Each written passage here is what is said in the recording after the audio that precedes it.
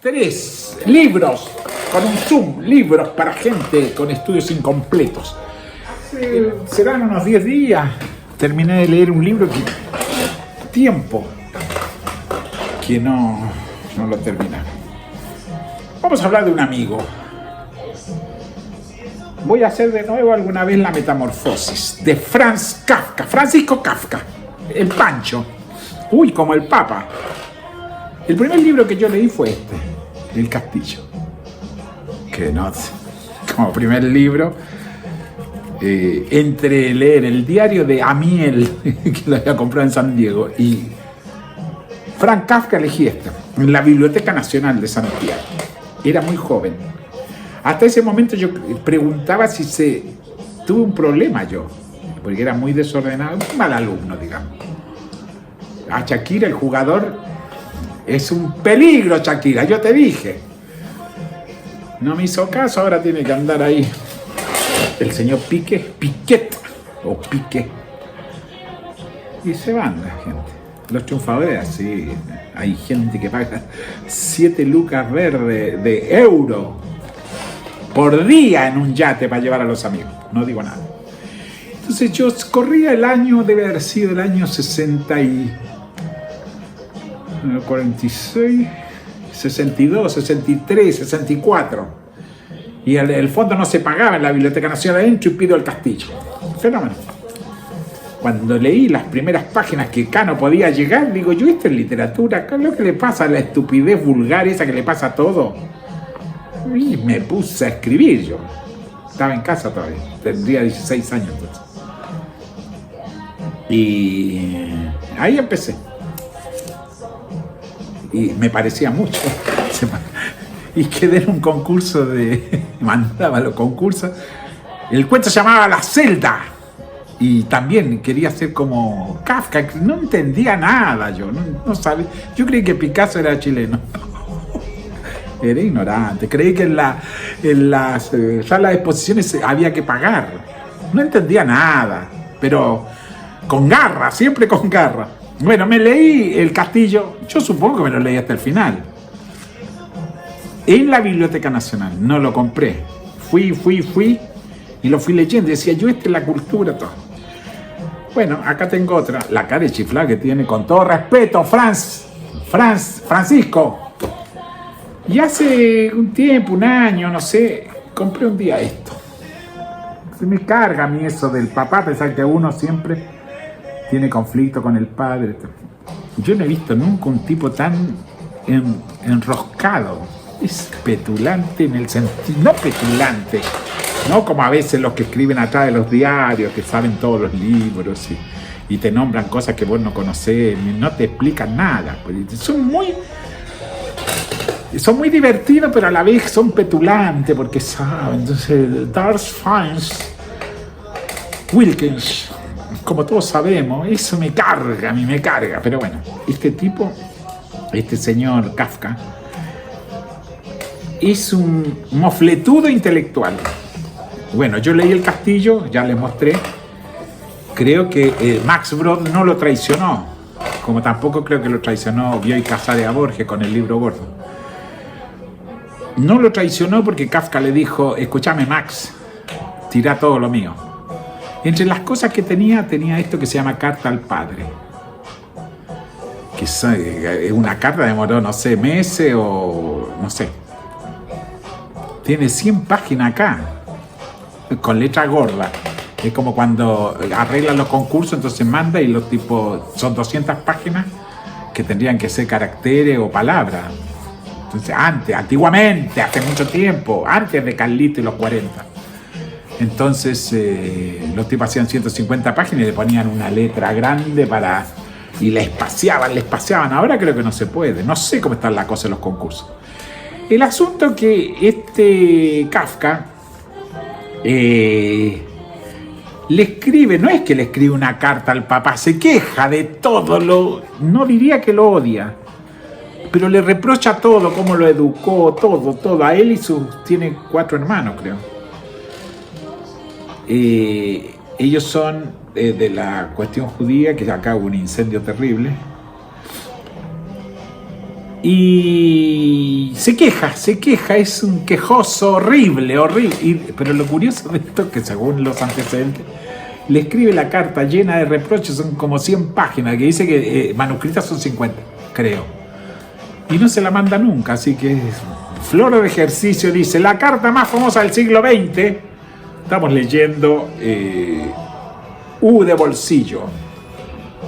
Es contemporánea de una editorial importantísima. Si no fuera, yo me burlo en las editoriales, pero la verdad que son re importantes, si no uno no sabría nada. Y es un señor Ignacio Echeverría que te la regalo. Don Ignacio son popes, como Herralde, pero de la crítica. Lo echaron. Se armó un lío porque hizo una crítica que no estaba de acuerdo con Babelia, que es el suplemento cultural del País. Le puso que era mala, pero estaba en la editorial que era de ese diario. Entonces los dueños no lo censuraron, pero le encargaron a un esbirro se llama, hacemos una crítica favorable al libro de Ojeda. Y el tipo mandó, es un libro excelente. Entonces Ignacio Echeverría se sintió ofendido y se fue. Se vino a los diarios de derecha, el Mercurio, Excelsior, y publica. Y después era medio amigo de Bolaño, que se murió. Bueno. La carta más famosa del siglo XX jamás llegó a su destinatario, ni siquiera fue enviada. La escribió Franz Kafka de un tirón entre el 4 y el 20 de noviembre. 16 días va a escribir la carta, de 1919. Y está dirigida a su padre, Hermann Kafka, comerciante judío en la ciudad de Praga. Escrita en un estilo que su propio autor calificó de abogado como muy cuadrado. La carta es un memorial de las relaciones que había mantenido con su padre desde su nacimiento. Se trata de un documento autobiográfico de excepcional valor para entender los arcanos de la vida afectiva del escritor, su peculiar visión del mundo y las razones por las que dedicó su vida a la escritura.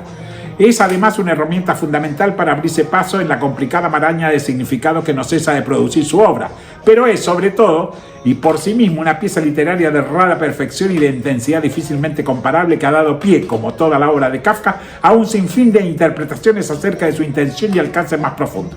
Lo que se conoce como Carta al Padre fue publicada póstumamente por Max Brod, amigo, clavame el puñal, en 1953.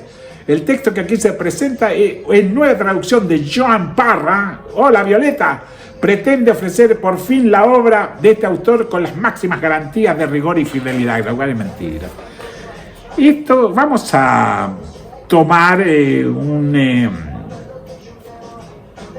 para que vean el estilo. A ver, ¿cuánto llevamos? 8. Tomemos. Yo tendría que anotar. Menos mal que no soy profesor. Duré en la universidad, que no sé, cine animación, no de Walt Disney. Yo siempre, no Walt Disney. Duré un semestre. Y nunca más. No le interesaba, a nadie le interesa las porquerías. Por eso sí. No. Es difícil. Bueno. Es que son. Les leo cualquiera, miren que no, ni lo marco, está todo marcado, pero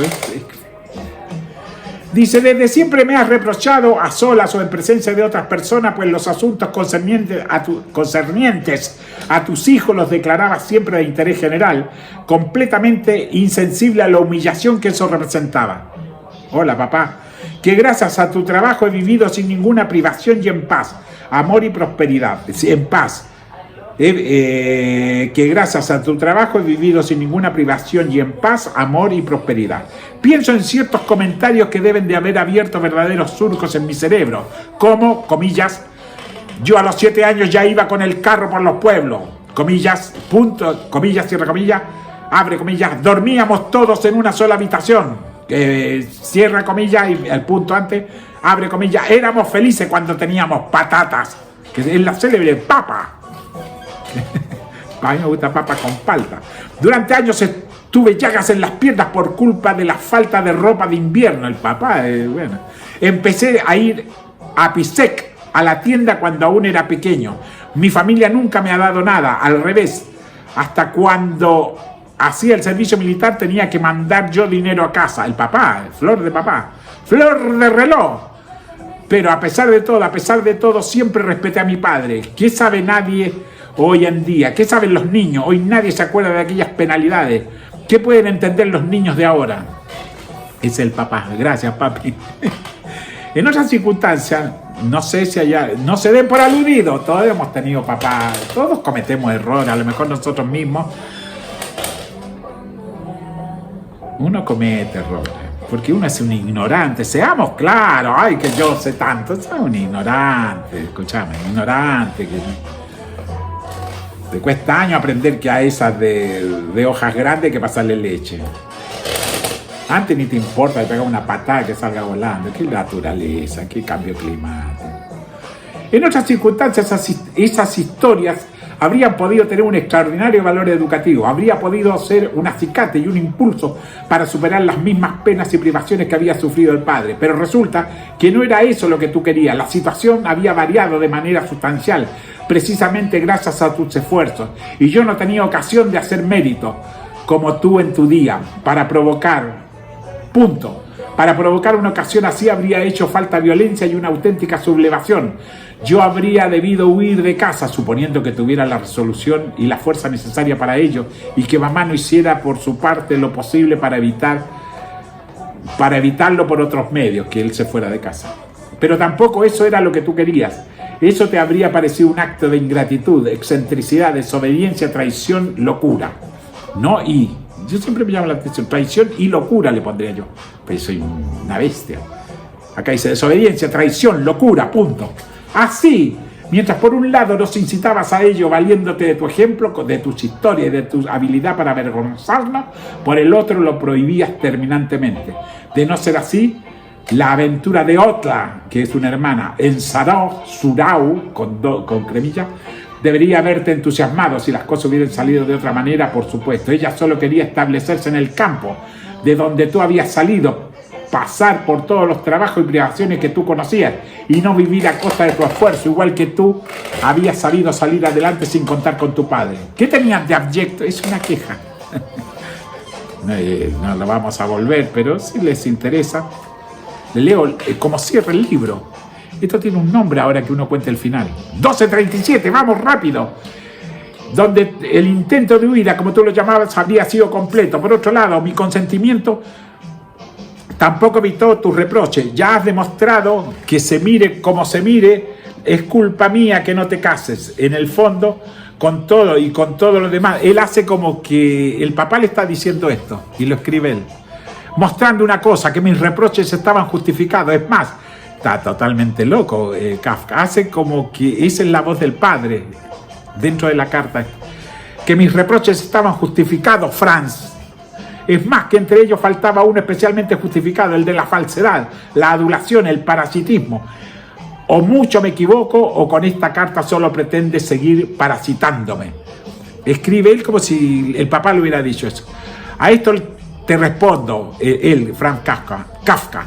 Para empezar, que obviamente toda esa objeción, que en parte también se puede volver contra ti mismo, no procede de ti, sino de mí. Ni siquiera tu desconfianza hacia los demás es tan grande como la que yo tengo hacia mí misma a consecuencia de tu educación. No niego que hay algo de razón en tus argumentos, que por otro lado contribuyen a caracterizar aún mejor nuestra relación. Por supuesto, en la realidad las cosas no encajan tan limpiamente como los racionamientos de mi carta. La vida es algo más que un simple rompecabezas, pero con las matizaciones que se derivan de esta objeción, que no puedo ni quiero exponer con detalle, hemos llegado, a mi parecer, a algo tan cercano a la verdad que puede tranquilizarnos un poco a los dos y hacernos más llevadera la vida y la muerte. Firmado Franz. Carta al padre, señores.